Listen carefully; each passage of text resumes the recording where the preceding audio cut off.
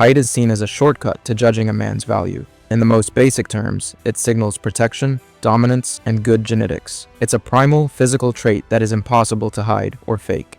A tall man stands out in a crowd. He looks stronger. Society has linked height to success, authority, and attractiveness for a very long time.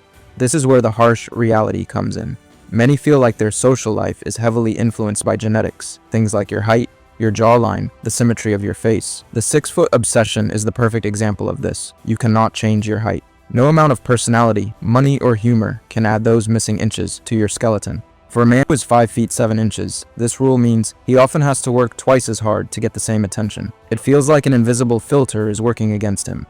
Dating apps have made this more public and more challenging. Women can, and do, set their height filter to start at 6 feet. This means any man below that never even appears. It turns a physical trait into a public ranking system. In real life, you might get a chance to talk to someone and win them over. On the apps, that chance is often deleted by a setting. People will say it's just a preference, and that's true. Everyone is allowed to like what they like, but when a preference is this widespread, and for something completely unchangeable, it stops feeling like a personal taste and starts feeling like a social hurdle. It tells shorter men that a core part of their being is a disadvantage. It tells them that no matter what they achieve, they will be starting with a challenge because of a measurement. The truth is, the height obsession is real, but how you respond to it defines your path.